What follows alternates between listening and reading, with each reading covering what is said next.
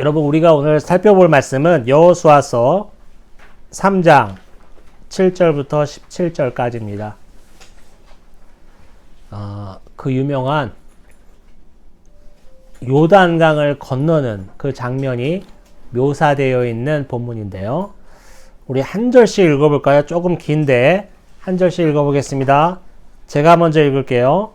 여호와께서 여호수아에게 이르시되 내가 오늘부터 시작하여 너를 온 이스라엘의 목전에서 크게 하여 내가 모세와 함께 있었던 것 같이 너와 함께 있는 것을 그들이 알게 하리라.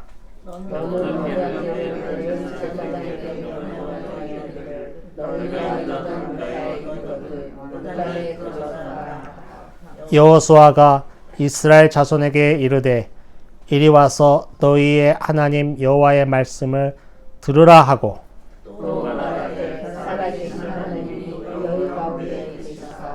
가나안 족속과 헷 족속과 히위 족속과 그리스 족속과 기브라스 족속과 아모리 족속과 여부스 족속을 너희 앞에서 반드시 쫓아내실 것으로 너희가 알리라. 보라, 온 땅에 주의 언약궤가 너희 앞에서 요단을 건너가나니 이제 이스라엘 지파 중에서 각 지파에 한 사람씩 온 땅에 주 여호와의 궤를 맨 제사장들이 발바닥이 요단물을 밟고 멈추면 요단물 곧 위에서부터 흘러내리던 물이 끊어지고 한 곳에 쌓여 서리라. 백성이 요단을 건너고 자기들의 죄를 떠나되 제사장들은 언약궤를 메고 백성 앞에서 나아가니라. 요단이 곡식 거두는 시기에는 항상 언덕에 넘치더라. 궤를 맨 자들이 요단에 이르며 궤를 맨 제사장들의 발이 물가에 잠기자 곧 위에서부터 흘러내리던 물이 그쳐서 산가에 가까운 매우 멀리 있는 아담 사봇 위에 한 곳에 쌓이고 아마의 바다 옆으로 흘러가는 물은 온전히 끊어지게 백성이 물과 앞으로 바로 건너되 같이요. 여호와의 언약궤를 맨 제사장들은 요단 가운데서 땅에 굳게 섰고 그 모든 백성이 요단을 건너기를 마칠 때까지 모든 이스라엘은 그 마른 땅으로 건너갔더라. 아멘. 네. 오늘 말씀은요, 요단을 건너는 장면이 되어 있는데요. 제가 제목을 어떻게 잡았죠? 그냥 같이 읽어볼까요? 제목이 뭡니까? 마른 땅의 기적이에요. 이 본문은 정말 많은 목사님들이 설교를 하셨고 저도 예전에 여호수아서 강의할 때 다뤘던 본문이기도 합니다. 오늘 다시 상고해 보고자 하는 것은 하나님의 은혜를 우리가 다시 한번 느끼기 위해서입니다. 오늘 이스라엘 백성이 드디어 요단강을 건너 가나안 땅으로 진입하는 그 시작점에 와 있습니다.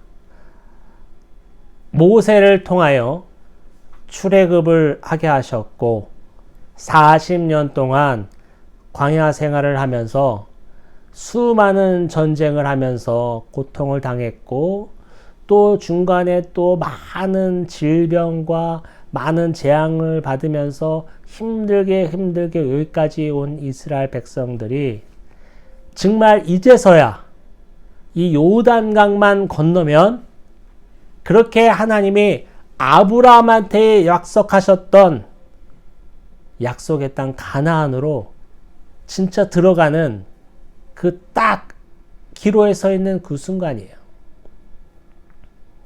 근데 요단강을 건너야 되는데 요단강을 딱 건너야 그 아브라함의 하나님, 이삭의 하나님, 야곱의 하나님부터 그렇게 노래하셨던 가나안 땅에 우리가 들어가게 되는데 약속의 땅에 들어가게 되는데 문제는 뭐냐면 요단강이 버티고 있는데 사실 요단강은 그렇게 큰 강이 아니라고 그래요. 우리 목사님 요단강 보셨죠? 어떻습니까? 그냥 뭐 이렇게 개울가처럼 예. 이렇게 두껍지가 않아 얇아요. 아, 강폭이. 한가득. 아, 그래요. 저희가 갔을 땐 겨울에 가서 어, 그랬고 여름에는 좀 폭이 좀 넓어진다고. 아. 근데 생각보다 되게 그래요. 좁아요. 저렇게 실개천처럼 정말 누구나 건널 수 있는 정말 발목이나 찰까 말까한 그런 수위를 갖고 있으며 강폭도 그렇게 넓지 않은 작은 강인데 그 강을 건너야 되는데 오늘 본문 15조에 나와 있는 거 보니까 때가 어느 때냐면은 마침 늘 목사님이 성지순례에서 보신 것처럼 실개천에 지나지 않은 그 강이 마침 이때가 무슨 때냐면 곡식을 거둘 때인데 1년 중에 물이 넘쳐나서 언덕까지 차더라. 그때 사건이 일어나는 거예요.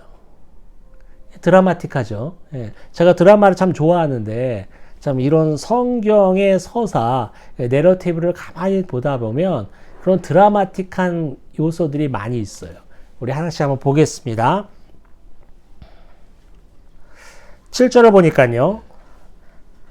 하나님은 여호수아에게 내가 모세와 함께 했던 것처럼 너와 함께 있다는 것을 백성이 알게 될 것이라고 하는 거예요.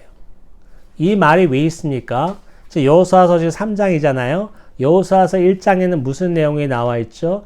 여호수아가 죽은 모세의 뒤를 이어서 이스라엘을 쭉 맡게 되는 지도자가 되는, 그 다음에 여호수아 입장에서 보면은 소명을 받게 되는 그 장면이 나와 있죠. 그 1장에서 계속 반복되는 문구가 뭐죠? 담대하라, 두려워하지 말라, 내가 너와 함께 하리라. 이 말을 몇 번을 반복하십니다. 왜 그럴까요? 여호수아는 두려웠어요. 모세에 이어서 내가 이 민족을 맡는다는 것이 보통 무거운 게 아니야, 책임이. 모세만큼 할 자신이 없었어요. 모세는 우리가 아는 것처럼 하나님을 대면한 자잖아요. 하나님과 얼굴을 보면서, 저와 여러분이 얼굴을 이렇게 보면서 얘기하는 것처럼 하나님의 얼굴을 보면서 얘기한 자잖아요. 그리고 이스라엘 백성들이 모세를 그렇게 추앙하고 따랐잖아요. 그 모세만큼 내가 할 자신이 없었어요. 두려웠어요. 그래서 하나님은 여호수아 1장에서는 그토록 두려워하지 말라, 담대하라, 내가 너와 함께하리라, 이 말씀을 반복해서 하신 거예요. 3장 딱 들어가자마자 또 하나님 또 반복하십니다. 네가 그토록 추앙하던, 네가 그토록 나 자신과 비교하면서 나는 모세만큼 못할 텐데 라고 여기던 모세와 함께 했던 것처럼 내가 너와 함께 한다는 것을 누가 알게 된다고요? 백성들이 알게 된다는 거예요. 얼마나 힘을 얻었을까요? 내가 모세만큼 못할까봐, 내가 아무리 생각해보다 모세보다 많이 부족한데 얼마나 비교될까봐 자신 없던 그 여호수아에게 하나님은 그 모세를 들먹거리면서 내가 모세와 함께 있었던 것처럼 너와 함께 한다는 것을 백성들이 다 알게 된다라고 말씀하십니다.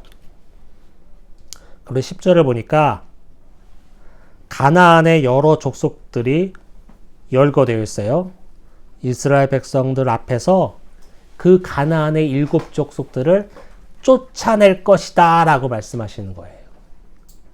여러분, 가나안 땅 요단강을 건너서 하나님이 그토록 아브라함과 이삭과 야곱 때부터 주시리라고 약속했던 그 약속의 땅 가나안 땅에 들어가면 내가 그 땅에서 잘 먹고 잘 살고 정말 젖과 꿀이 흐르는 땅이니까 모든 것이 다 이제는 고생 끝, 행복 시작이다 라고 느껴지면 참 좋을 텐데 들어가자마자 만나는 거는 7족속이에요.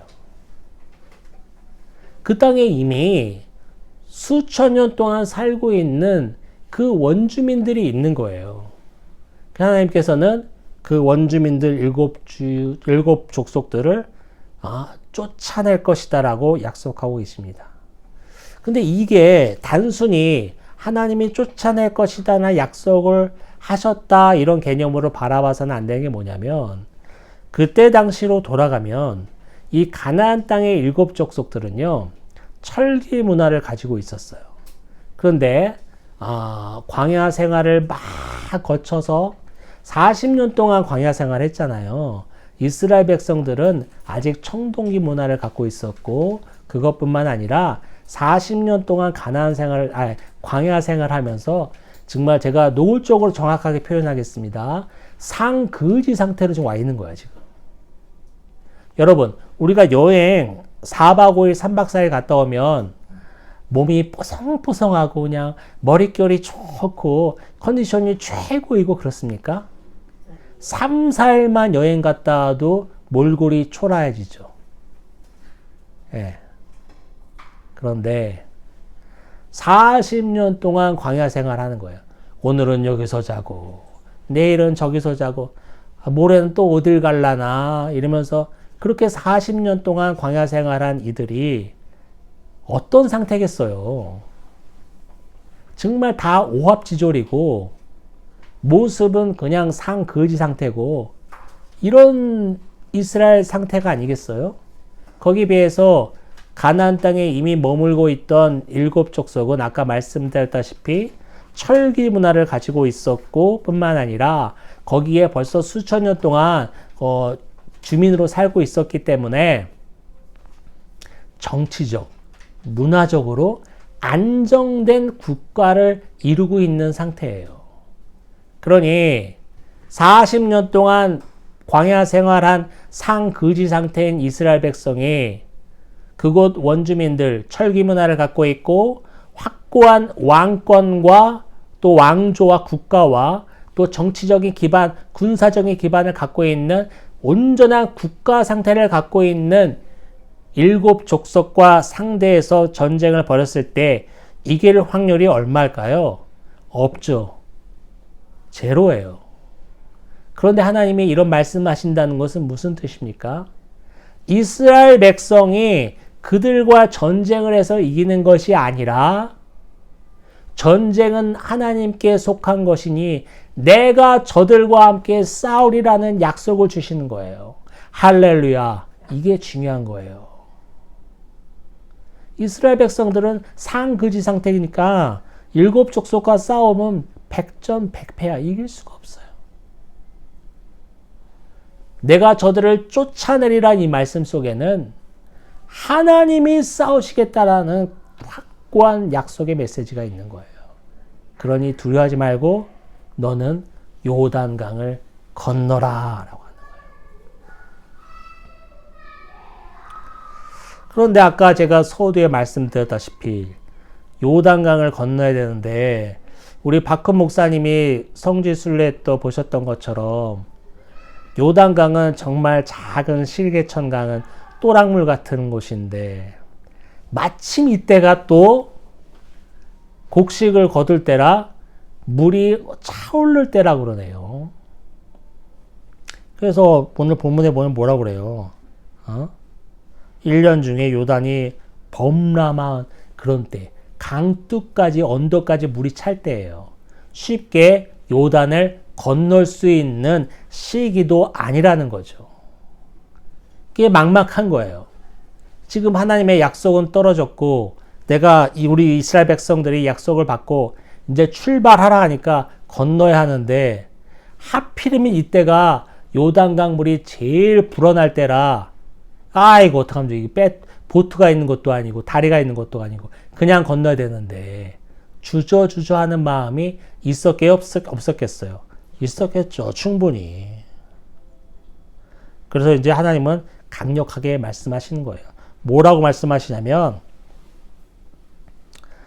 언약궤를 맨 제사장들이 먼저 출발하라는 거예요.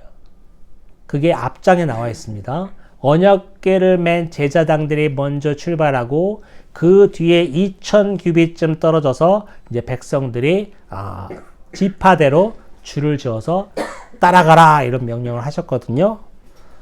중요한 게 뭐냐면 15절 하반부에 보면 이렇게 나와 있어요. 언약궤를 맨 제사장들의 발이 물에 담그자 위에서부터 흘러내리던 물이 쌓이고 물이 온전히 끊어졌다라고 말씀하고 있습니다. 흐르던 물이 끊어졌다는 말을 우리가 어디서 들었어요? 어디서 들었습니까? 홍해 사건, 출애굽기 14장에서 우리가 봤죠. 근데 여기서 중요한 게 있어요. 중요한 개념이 있어요. 뭐냐면 언약궤를 맨 제사장들의 발이 물에 담그자마자 물이 섰다, 멈췄다라는 구절이 있는데 이걸 통해서 많은 분들이 이렇게 설교를 하고 있어요. 물이 아직 있지만, 범람할 것 같은 큰 물이 아직 있지만 제사장이 믿음을 갖고 물에 발을 담궜기 때문에 물이 좌우로 서고 멈췄다라고 설교한 경우가 있어요. 그거는 잘못된 경우입니다. 그거는 마치 하나님의 기적이 일어나기 위해서는 우리의 믿음의 행동이 먼저 있어야 되는 것처럼 뉘앙스를 풍겨요. 여러분, 우리가 뭘 해야지만 하나님의 역사가 일어나는 겁니까? 아니죠. 하나님의 일은, 하나님의 역사는 우리가 뭘 해서 되는 게 아니에요. 뭘 한다고 하나님의 역사가 일어나면 그건 하나님이 아니지. 그렇게 비춰줄 수 있어요. 그래서 교회 지도자들이라든지 목회자들의 결단이 중요하다. 그들을 따라가야 된다라고 설교할 때 이런 구절을 쓰는데 그거는 잘못된 해석이라고 할 수 있어요. 그러면 그건 뭐냐? 제사장이 뭘 지금 맸습니까? 언약궤를 맸잖아요. 언약궤. 언약궤가 전진했다는 거에 의미가 있는 거예요. 그걸 메고 있는 제사장의 발이 물에 닿은 게 중요한 게 아니라 언약궤가 물속으로 들어갔다는 게 중요한 거예요. 여러분, 언약궤 한번 말씀드릴까요? 언약궤 안에는 뭐가 있습니까? 세 가지가 있어요. 아론의 쌍난 지팡이가 있고, 또 만나가 든 항아리가 있고, 또 시내산에서 받은 그 돌판 2개가 들어 있습니다. 그래서 언약궤는 성소 가운데서도 가장 지극히 거룩한 곳, 지성소 안에 위치하고 있으며 그곳에서 정말 1년에 한 번 대속죄일에 대제사장이 제물을 갖고 이스라엘 모든 죄를 끌어안고 그 제물을 가른 다음에 피를 붓는 곳이 바로 언약궤 위예요. 그래서 언약궤라는 것은 하나님의 임재를 상징하고 하나님을 상징하는 거예요. 그럼 보세요. 하나님을 상징하는 게 언약궤인데 언약궤가 지금 요단강 물속으로 들어갔잖아요. 하나님이 요단강 물속으로 들어간 거 똑같죠. 하나님이 요단강 물속으로 들어간다는 장면 어디서 많이 본 장면입니다. 마태복음 3장 예수님이 세례를 받으실 때 하나님의 본체인 예수님이 세례를 받으시기 위해 어딜 들어가셨습니까? 요단강 물속으로 들어가셨죠. 예수님은 사실 세례를 받으실 필요가 없는 분이에요. 저와 여러분 같은 죄 있는 자들이 하나님, 예수님 모르기 전에 모든 것을 씻김을 받고 거듭난다는 의미로, 그럼으로써 교회의 일원이 된다는 의미로 세례를 받는 거지, 죄가 없으신 하나님께서, 예수님께서 세례를 받으셨다는 그 구절 하나만으로도 예수님의 아주 강력한 비하를 가리키고 있는 거예요. 예수님의 낮아지심. 그것도 하나님이신 그분이 죄가 없으시면서 인간이나 받아야 할 세례를 받으신 것도 엄청난 자기 비하인데 누구한테 받는 거예요 또? 사람인 요한한테 받잖아요. 하나님이신 그분이 세례를 받는다는 그 자체도 말도 안 되는데 하나님이신 그분이 누구한테 세례를 받아요? 사람한테 세례를 받잖아요. 이건 뭘 의미하죠?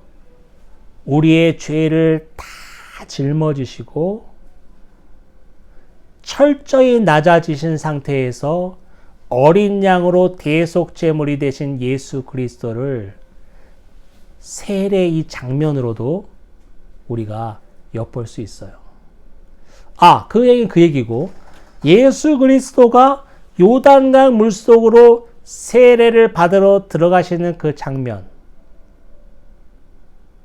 그 신약의 그 장면이 여호수아서 3장 오늘 본문에 언약궤가 하나님이 예수님이 물속으로 들어가는 거예요. 하나님이신 그분이 물속으로 들어가는데 그분의 창조물에 지나지 않는 피조물에 지나지 않는 요단강 물이 어찌 멈추지 않을 수 있겠습니까?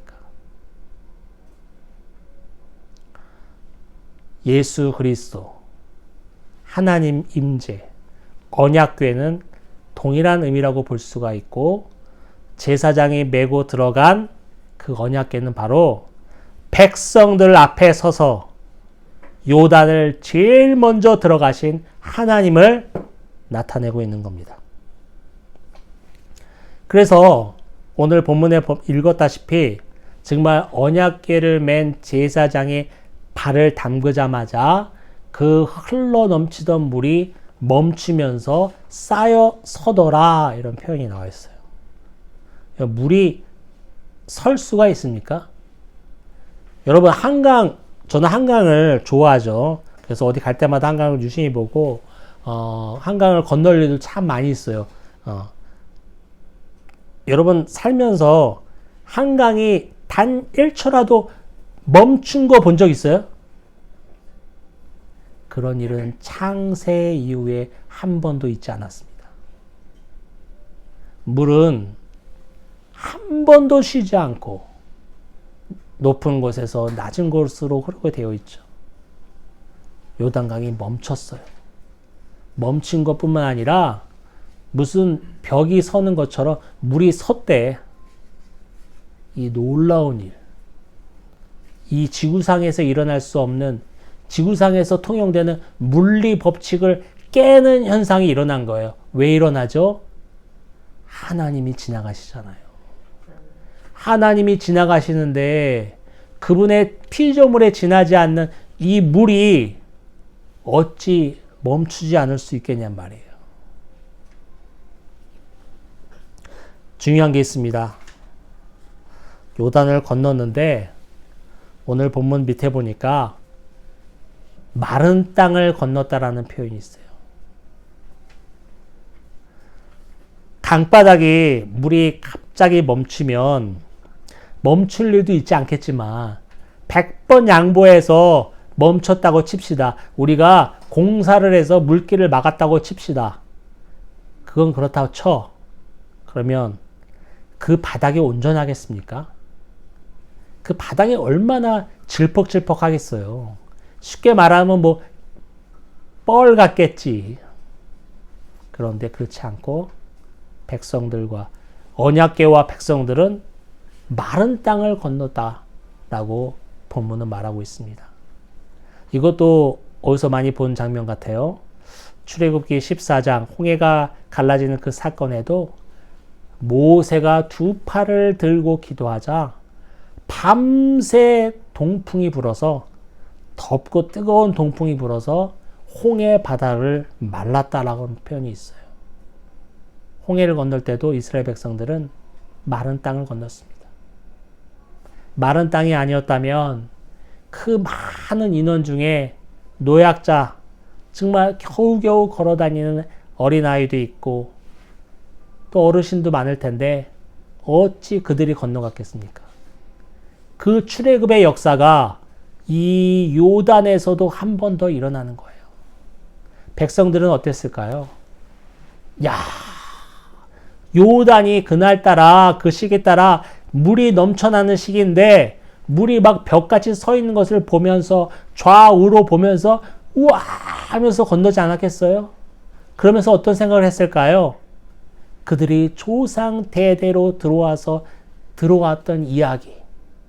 430년 동안 노예 생활하면서도 어머니, 아버지, 할아버지, 할머니로부터 계속 전해 듣던 이야기. 우리 조상이 하나님이 홍해를 가르셔서 마른 땅을 건넜다라는 그 이야기를 자신들이 목도하는 그 광경. 아, 할머니 할아버지가 얘기했던 게 진짜구나. 정말 그런 일이 있었겠구나. 옛날 이야기처럼 듣던 그 이야기가 자신에게 와닿는 거죠. 말로만 구원의 하나님, 구속의 하나님으로 전해 들었던 그 하나님이 나를 구원하신 하나님으로 와닿는 순간입니다. 그냥 옛날 얘기 속에만 있던 그 하나님이 정말 내가 눈앞에 보는 것처럼 하나님이 하시는구나, 하나님이 하셨구나라는 것을 내가 실제로 체험하면 그 순간이 되는 거예요. 얼마나 놀라운 순간이었을까요? 이스라엘 백성들은 마른 땅을 건넜습니다. 하나님의 은혜입니다. 우리가 지금까지 지내온 것도 다 하나님의 은혜 아닙니까? 구절 구절 마디 마디마다 나를 도우셨던 하나님이 있었잖아요. 정말 홍해를 가르듯이 그 인생의 순간 속에 나를 붙드셨던 하나님이 있었잖아요. 마른 땅을 만들어 놓으신 하나님이 있었잖아요. 그 하나님을 잊지 말아야 합니다. 이스라엘 백성들은 430년 동안 종살이 하면서 많이 잊어졌을 거예요. 옛날 얘기처럼 들어왔어요. 아, 그땐 그랬대는데, 그랬었나 봐. 그랬을 거예요. 그런데 오늘 요단을 건너면서 옛날 얘기가 아니구나. 그 하나님이 지금 우리와 함께 계시는구나. 강력하게 체험했을 겁니다. 저와 여러분도 마찬가지예요. 인생의 구비구비 가운데 역사하셨던 하나님. 어느새부터인가 희미해지고 있어요. 기억이 아련해요. 요즘 말로 하면 라떼는 말이야 라면서 그때는 하나님이 해주셨는데 그러면 지금은 하나님이 아니 계십니까? 아니죠. 우리 하나님이 어떤 분이십니까? 졸지도 않으시는 분이잖아요. 쉬지도 않으시는 분이잖아요. 눈동자를 크게 뜨고 우리를 지켜보시는 분이잖아요. 그 불꽃 같은 눈동자가 우리를 단 한시도 떠나지 않습니다. 그걸 다시 회복하고 은혜 가운데 나아가는 저와 여러분이 되기를 주님의 이름으로 축원합니다. 아멘.